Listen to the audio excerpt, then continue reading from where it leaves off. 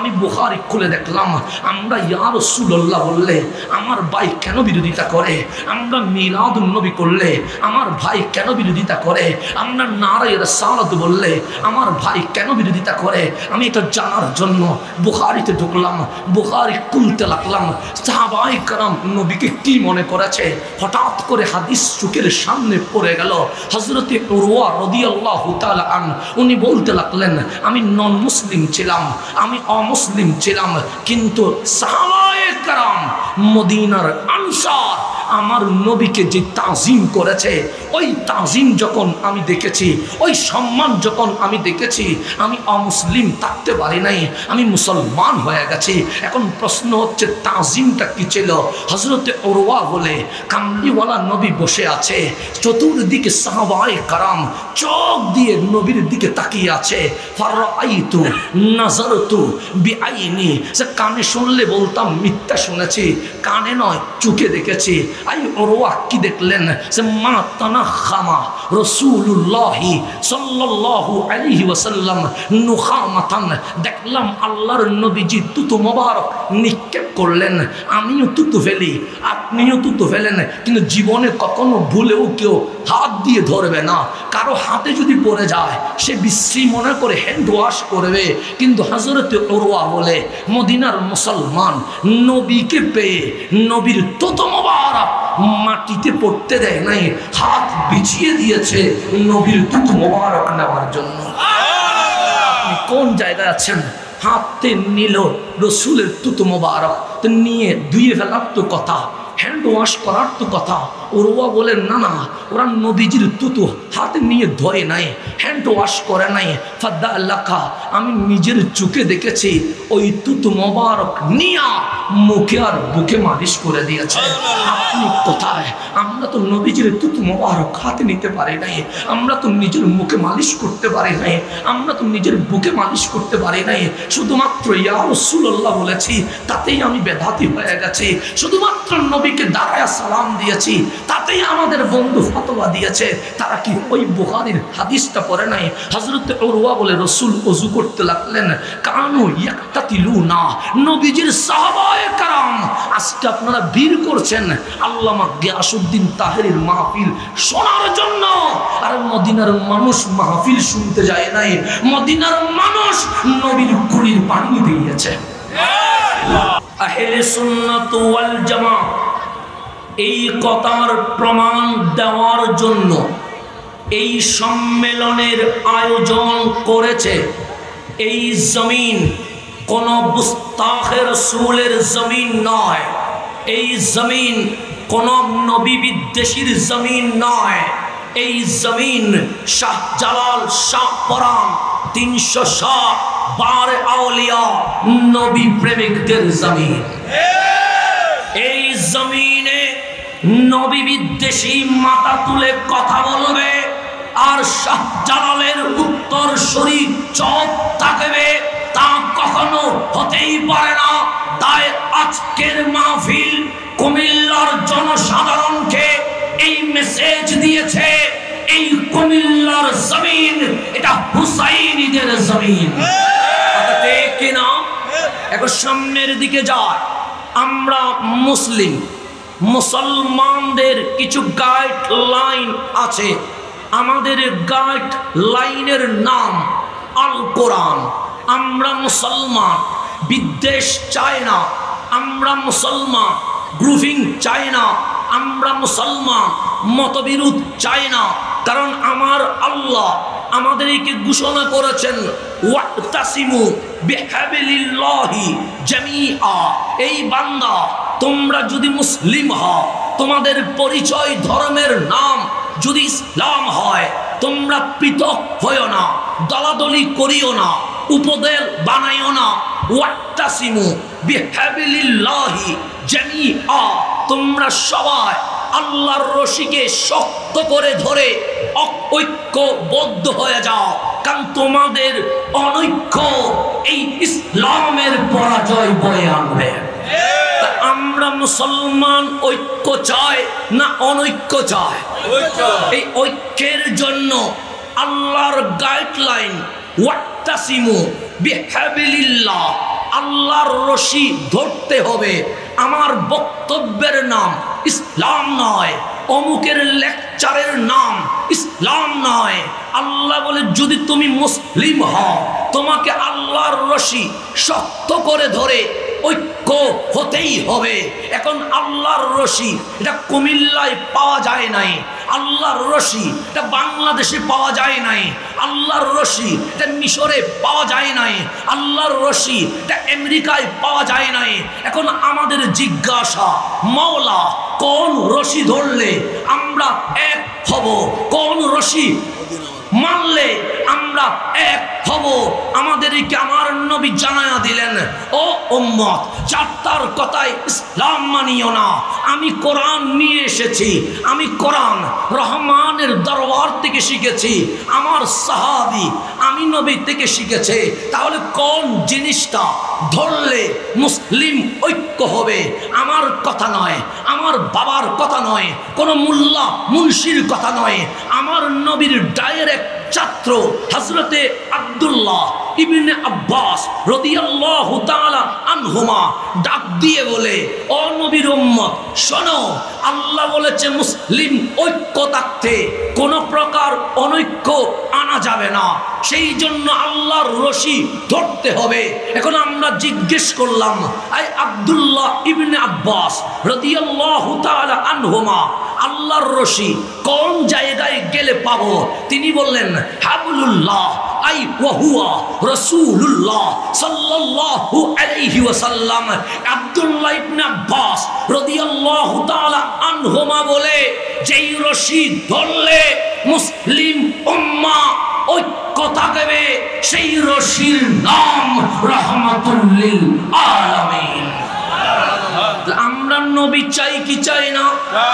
আজ বাংলার আকাশে যদিও বা ব্রাজিলের পতাকা পথ করে উঠছে, আজ বাংলার জমিনে যদিও বা আর্জেন্টিনার পতাকা পথ করে উঠছে, বুঝে হোক না বুঝে হোক, জেনে হোক না জেনে হোক, যারা আজকে ব্রাজিল আর্জেন্টিনার পতাকা তুলেছে, আমার মন বলছে যদি ব্রাজিল আমার নবীর শানে বেয়াদবি করে, যদি আর্জেন্টিনা আল কোরআন অবমাননা করে, তখন হাসান আজহারিকে প্রতিবাদ করতে হবে না, গিয়াস উদ্দিন তাহেরিকে প্রতিবাদ করতে হবে না। আমার মন বলছে যারা ব্রাজিল আর্জেন্টিনার পতাকা তুলেছে, সর্বপ্রথম তারাই মাঠে ময়দানে প্রতিবাদ করবে। আজ ব্রাজিল নবীর শানে বেয়াদবি করে যে ব্রাজিলের পতাকা তুলেছে, সে ব্রাজিলের পতাকা নামায়া ছিঁড়ে ফেলবে। যদি আর্জেন্টিনা আল কোরআন অবমাননা করে, সে আর্জেন্টিনার পতাকা নামায়া পায়ের নিচে দিবে। যুবককে জিজ্ঞেস করেন, কেন তুমি ব্রাজিলের পতাকা ছিঁড়ে ফেলেছো, কেন তুমি আর্জেন্টিনার পতাকা পায়ের নিচে দিয়েছো? তখন যুবক বললে, বুকে ব্রাজিল নয়, আর্জেন্টিনা নয়, আমাদের পক্ষে দয়াল নবী বসবাস করে। কথা ঠিক কিনা? আমি এটা বিশ্বাস করি, আমি এটা ইয়াকিন রাখি। আমার বাংলার নওজওয়ানদের প্রতি আমাদের বিশ্বাস আছে, তারা তাদের বুকে আমার নবীকেই লালন করে। বন্ধু আমার, আজকের মাহফিল এটা মাহফিল করার নয়, এটা সুন্নি সম্মেলন। এখান থেকে আমাদের ডিউটি নিতে হবে, কাজ নিতে হবে। আগামী 1 বছর আমরা কিভাবে চলবো সেটাই আমাদেরকে দেখতে হবে। আজ মাননীয় এমপি মহোদয় এখানে বসা আছে, আমি এমপি মহোদয়ের বক্তব্য আমি কর্ণ দিয়ে মনোযোগ দিয়ে শুনেছি। আমার সম্মানিত এমপি মহোদয় বলেছেন, বাংলার জমিন থেকে প্রশাসন মাদক বন্ধ করতে চায়, বাংলার জমিন থেকে ইফটিজিং বন্ধ করতে চায়, বাংলার জমিন থেকে বেহায়াপনা বন্ধ করতে চায়। আমিও এমপি মহোদয়ের সাথে একমত হয়ে আমরাও চাই এই বাংলার জমিনে মাদক চলবে না, এই বাংলার জমিনে ইফটিজিং চলবে না, এই বাংলার জমিনে মারামারি হানাহানি চলবে না।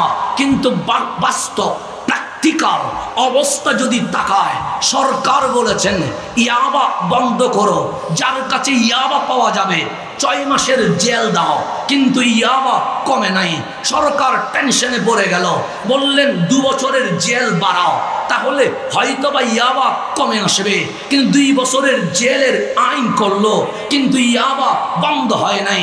সরকার বলছে তাতে ভীতিকর পরিস্থিতি হয়েছে, ইয়াবা পাওয়া গেলে ক্রস ফায়ার দিয়ে দাও। এরপরেও বাংলার জমিন থেকে ইয়াবা বন্ধ হয় নাই। যদি বলেন আদালতে গিয়ে দেখেন ইফটিজিং এর মামলায় ভরপুর বাংলাদেশ, কিন্তু সরকার একের পর এক ল আইন মজবুত করছে। সর্বপ্রথম ইফটিজিং এর মামলা হলে 2 মাসের জেলের ব্যবস্থা করেছে, কিন্তু ইফটিজিং কমে যায় নাই। তারপর সরকার 6 মাসের ব্যবস্থা করেছে জেলের, ইফটিজিং কমে যায় নাই। এরপর মাননীয় প্রশাসন 2 বছরের জেলের ব্যবস্থা করেছে, কিন্তু ইফটিজিং কমে যায় নাই। তাহলে কখনো জেল, কখনো রিমান্ড, কখনো ক্রস ফায়ার, কখনো জিরো টলারেন্স, কিন্তু এরপরেও বাংলার জমিন থেকে মাদক বন্ধ হয় নাই, ইয়াবা বন্ধ হয় নাই, ইফটিজিং বন্ধ হয় নাই। কারণ কি? এটা আমাদের একটু বোঝা দরকার। কারণ কি? এটা আমাদের অন্বেষণ করার দরকার। আমি আজ সুন্নি সম্মেলন থেকে মাননীয় এমপি মহোদয়ের মাধ্যমে প্রশাসনকে জানিয়ে দিতে চাই, যদি ইফটিজিং মাদক ইয়াবা বন্ধ করতে চায়, খোদার কসম আমরা সুন্নি আলেমদেরকে দাওয়াত দেওয়া হোক, আমাদেরকে অধিকার দেওয়া হোক, আমরা বাংলার মাটি দেখে 2 বছরের ভেতরে মাদক বন্ধ করে দেখিয়ে দিব।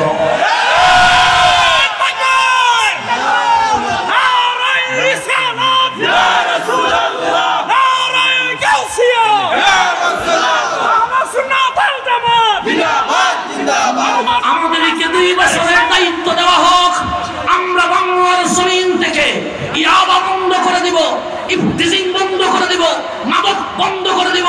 যদি বলেন কি করবেন, ক্রস ফায়ার দিবেন না ক্রস ফায়ার দিব না, 2 মাসের জেল দিবেন না 2 মাসের জেল দিব না, রিমান্ড দিবেন না কখনো রিমান্ড দিব না। এই যুবক গোলার বুকে আমরা একটাই কাজ করব। আমার আল্লাহ বলে দুনিয়ার জমিন থেকে যদি মাদক বন্ধ করতে চাও, যদি ইয়াবা বন্ধ করতে চাও, যদি ইফটিজিং বন্ধ করতে চাও, একটা মেডিসিন দাও। লাকাদ কানা লাকুম ফি রাসূলিল্লাহি উসওয়াতুন হাসানা। প্রত্যেক যুবক যুবতীর বুকে বুকে নবীর আদর্শ, নবী প্রেমের মশাল জ্বালিয়ে দাও। পুরো বাংলাদেশ একদিনে জান্নাত হয়ে যাবে। কথা ঠিক কি না? আমাদেরকে দায়িত্ব দেন, আমরা জঙ্গিবাদের চাষ করি না।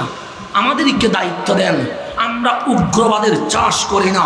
আমাদেরকে দায়িত্ব দেন, আমরা কারো গাড়িতে পাথর মারি না।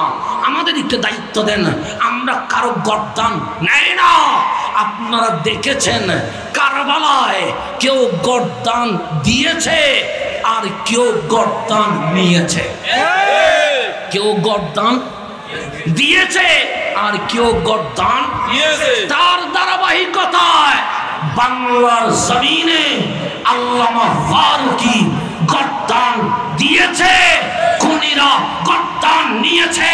যারা গর্দান নেয় তাদের নাম এসিদি, যারা গর্দান দেয় তাদের নাম হুসাইনি।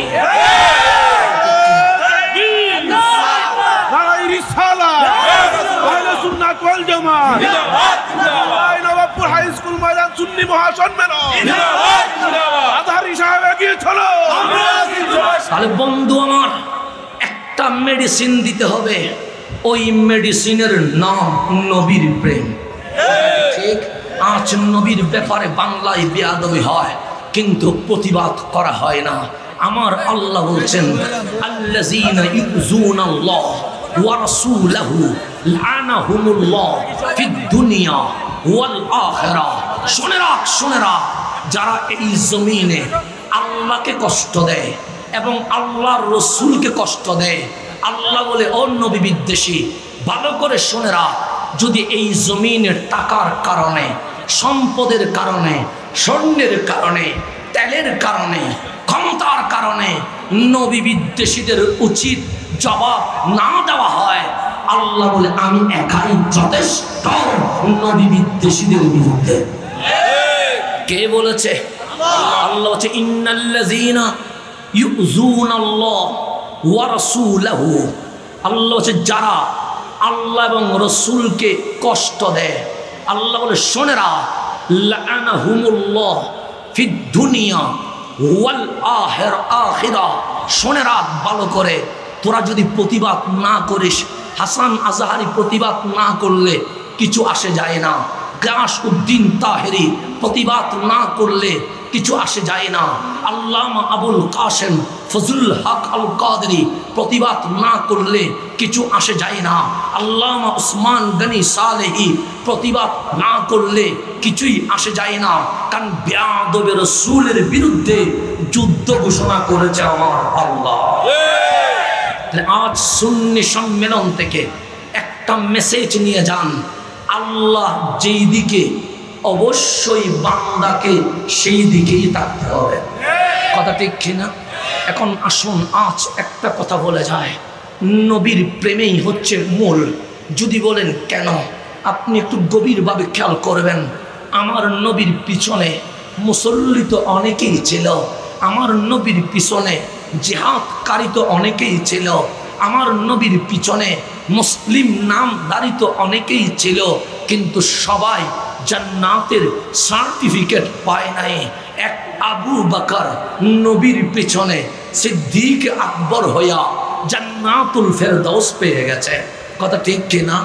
আরেক সাইডে আব্দুল্লাহ ইবনে উবাই ছিল, নবীর পিছনেই নামাজ পড়েছে, নবীর সাথেই জিহাদ করেছে, নবীর পিছেই কোরআন তেলাওয়াত করেছে, দাড়ি নাভি পর্যন্তই ছিল, পাগড়ি সবচেয়ে বড় ছিল। কিন্তু আমার আল্লাহ বলে আব্দুল্লাহ ইবনে উবাইর মতো যতগুলো মুনাফিক আছে আমি আল্লাহ অ্যালাউন্স করলাম ফিদ্দারকিল আসফালি মিনান নার, জাহান্নামের নিকৃষ্ট স্থানে চলে যাবে। তাই নবীর পিছনে সিদ্দিক আকবর নামাজ পড়েছে, আব্দুল্লাহ ইবনে উবাই নামাজ পড়েছে, আবু বকর জান্নাতে, আব্দুল্লাহ ইবনে উবাই জাহান্নামে। আপনি আবু বকরকে জিজ্ঞেস করেন, আই আবু বকর আপনি কি নামাজ পড়েছেন? উনি বলবে আমিও নামাজ পড়েছি। আব্দুল্লাহ ইবনে উবাই নামাজ পড়েছে। আই আবু বকর আপনি কি দাড়ি রেখেছেন? সিদ্দিক আকবর বলবে আমিও দাড়ি রেখেছি। আব্দুল্লাহ ইবনে উবাইও দাড়ি রেখেছে। আই আবু বকর আপনি কি পাগড়ি পরেছেন? উনি বলবে আমিও পাগড়ি পরেছি। আব্দুল্লাহ ইবনে উবাইও পাগড়ি পরেছে। এই আবু বকর আপনি কি তাহাজ্জুদ পড়েছেন? হ্যাঁ আমিও তাহাজ্জুদ পড়েছি। আব্দুল্লাহ ইবনে উবাইও তাহাজ্জুদ পড়েছে। এই আবু বকর আপনি কি তাফসীর করেছেন? উনি বলবে হ্যাঁ আমিও তাফসীর করেছি। আব্দুল্লাহ ইবনে উবাইও তাফসীর করেছে। এই আবু বকর আপনি কি জিহাদে গিয়েছেন? বলবে হ্যাঁ আমিও জিহাদে গিয়েছি। আব্দুল্লাহ ইবনে উবাইও জিহাদে গিয়েছে। এই আবু বকর আপনি কি তাসবিহ পড়েছেন? হ্যাঁ আমিও তাসবিহ পড়েছি। আব্দুল্লাহ ইবনে উবাইও তাসবিহ পড়েছে। এখন প্রশ্ন, আবু বকর দেখতে যা, আব্দুল্লাহ ইবনে উবাই দেখতে তা, কিন্তু একজন জান্নাতে চলে যাচ্ছে আরেকজন জাহান্নামে চলে যাচ্ছে। আবু বকর আপনি জান্নাতে, আব্দুল্লাহ ইবনে উবাই জাহান্নামে, কারণ কি? সিদ্দিক উত্তর দেয় আব্দুল্লাহ ইবনে উবাই যা আছে আমি আবু বকরেরও তা আছে, কিন্তু আমি আবু বকরের যা আছে আব্দুল্লাহ ইবনে উবাই তাই নাই। আমি বললাম আপনার কাছে কি আছে? উনি বললেন নামাজ তো আছে, রোজা তো আছে, হজ তো আছে, যাকাত তো আছে, তাসবিহ তো আছে, জিহাদ তো আছে, কিন্তু সবার আগে আন-নাযরু ইলা ওয়াজহিক, আমার চোখে আর বুকে নবী আছে। আমার চোখে আর বুকে কি আছে? নবী আছেই তো নামাজ কবুল হয়েছে, নবী আছেই তো রোজা কবুল হয়েছে, নবী আছেই তো হজ কবুল হয়েছে, নবী আছেই তো যাকাত কবুল হয়েছে। তার নবী নাই বলে আব্দুল্লাহ ইবনে উবাই কিছুই নাই। তা আজকের সুন্নি সম্মেলন থেকে একটা জিনিস মনে রাখেন, মুমিন তারে কয় আন-নাবিয়্যু আওলা বিল মুমিনিনা মিন আনফুসিহিম। বুকে নবী লাগবে, বুকে নবী লাগবে। এটা হাসান আজহারির কথা নয়, এটা আমার আল্লাহর কথা। আজকের সুন্নি সম্মেলনে হাত দেখিয়ে বলতে হবে মুস্তাফার জন্য কারা কারা গর্দান দিতে রাজি আছি। যারা রাজি আছি তাদেরকে বলতেই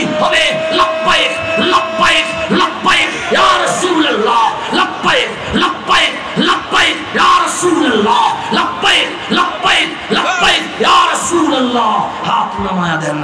তাহলে আমরা নবীর জন্য জান দিতে চাই কি চাই না? মুস্তাফার জন্য জান দিতে চাই কি চাই না? বন্ধু আমার একটু গভীরভাবে খেয়াল করবেন, আমার রসুল আছেই তো ঈমান আছে, রসুল নাই তো ঈমান নাই।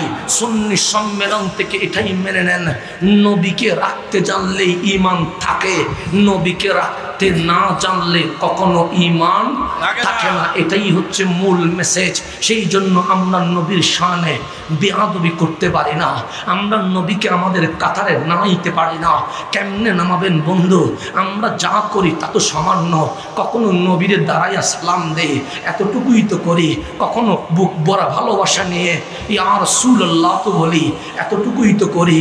কখনো হাতের গর্জন তোলে নারায়ে রিসালাতের হুঙ্কার দেই, এতটুকুই তো করি। কখনো রবিউল আউয়াল আসলে নবী পেয়ে খুশি হয়ে মিলাদুন নবী পালন করি, এতটুকুই তো করি। এর চেয়ে নবীর জন্য বেশি বা কি করেছেন? কিন্তু যারা মিলাদুন নবী সইতে পারল না, যারা ইয়া রাসূলুল্লাহ সইতে পারল না, যারা মিলাদ কিয়াম সইতে পারল না, ওরা যদি কাশ মদিনার ওই সাহাবীদের প্রেম যদি দেখতো তাহলে কি মনে করতো আমার জানা নাই।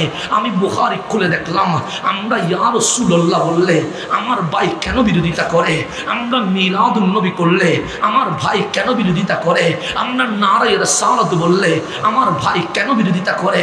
আমি এটা জানার জন্য বুখারীতে ঢুকলাম, বুখারী খুলতে লাগলাম, সাহাবায়ে কেরাম নবীকে কি মনে করেছে।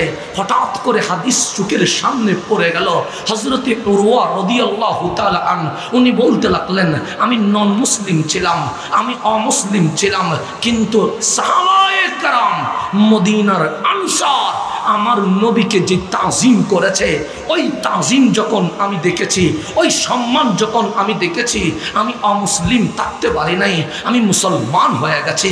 এখন প্রশ্ন হচ্ছে তাজিমটা কি ছিল?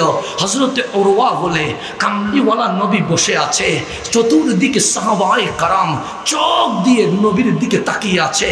ফারাআইতু নাযারতু বিআইনি, সে কানে শুনলে বলতাম মিথ্যা শুনেছি, কানে নয় চোখে দেখেছি।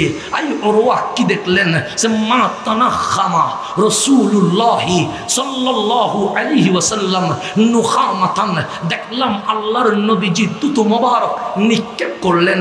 আমিও তুতু ফেলি, আপনিও তুতু ফেলেন, কিন্তু জীবনে কখনো ভুলেও কেউ হাত দিয়ে ধরবে না।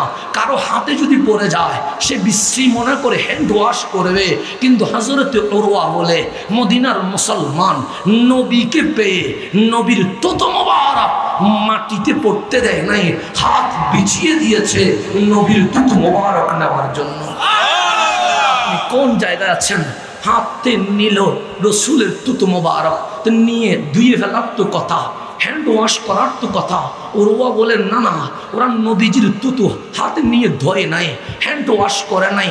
ফাদ্দা আল্লাহা, আমি নিজের চোখে দেখেছি ওই তুতু মোবারক নিয়া মুখে আর বুকে মালিশ করে দিয়েছে। আপনি কোথায়? আমরা তো নবীজির তুতু মোবারক হাতে নিতে পারি নাই, আমরা তো নিজের মুখে মালিশ করতে পারি নাই, আমরা তো নিজের বুকে মালিশ করতে পারি নাই। শুধুমাত্র ইয়া রাসূলুল্লাহ বলেছি, তাতেই আমি বেদাতি হয়ে গেছি। শুধুমাত্র নবীকে দাঁড়ায়া সালাম দিয়েছি, তাতেই আমাদের বন্ধু ফতোয়া দিয়েছে। তারা কি ওই বুখারীর হাদিসটা পড়ে নাই? হযরত উরওয়া বলে রসুল ওযু করতে লাগলেন, কানু ইয়াক্তাতিলুনা, নবীজির সাহাবায়ে কেরাম আজকে আপনারা ভিড় করছেন আল্লামা গিয়াসউদ্দিন তাহেরীর মাহফিল শোনার জন্য, আর মদিনার মানুষ মাহফিল শুনতে যায় নাই, মদিনার মানুষ নবীর কুড়ির পানি দিয়েছে। আপনি কোথায় যাবেন? আজকে গিয়াসউদ্দিন তাহেরীর এই মূল্যায়ন তো নবীর কারণেই হয়েছে, ঠিক কিনা? এরকম গিয়াসউদ্দিন তাহেরী আর অনেক জায়গায় পাওয়া যায়, কিন্তু মুস্তাফার গোলাম তাহেরী একটাই পাওয়া যায়। কথা ঠিক না? ওই নবীকে চিনেছেই বলেই তো মাটি চিনে গেছে, নবীকে চিনেছেই বলেই তো জমিন চিনেছে, নবীকে চিনেছেই বলেই তো মানুষ ছাতক পাখির মতো বসে থাকে। সেই জন্য নবী চিনলেই বন্ধু দামি হয়, নবী না চিনলে কখনো কেউ দামি হতে পারে না। আপনি যদি বলেন হুজুর নেইমার বা মেসির কথা আমরা বলি, নায়ক নায়িকার কথা বলি, কিন্তু 800 বছর আগে কোনো ফুটবল খেলোয়াড়ের নাম জাতি মনে রাখতে পারে নাই, 200 বছর আগে কোনো নায়ক নায়িকার নাম জাতি মনে রাখতে পারে নাই।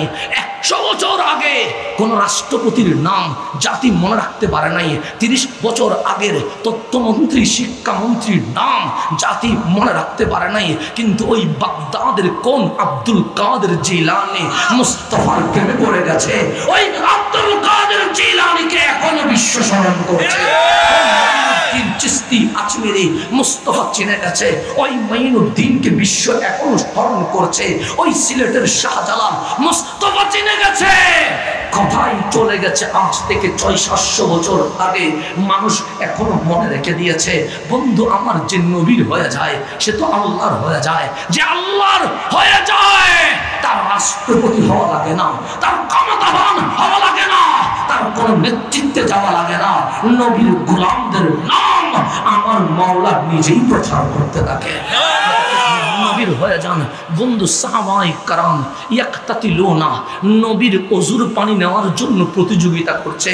আমি কুলি করলে কে নেবে, কিন্তু রাসূল কুলি করছে। সাহাবায়ে কেরাম বলেন, নবী রে, আপনারে পেয়ে আমরা ধন্য হয়েছি, আমরা আপনার কুলির পানি নিব। আমার নবী নাকে পানি দিলেন, সাহাবায়ে কেরাম নাকের পানিগুলো নিয়ে নিলেন।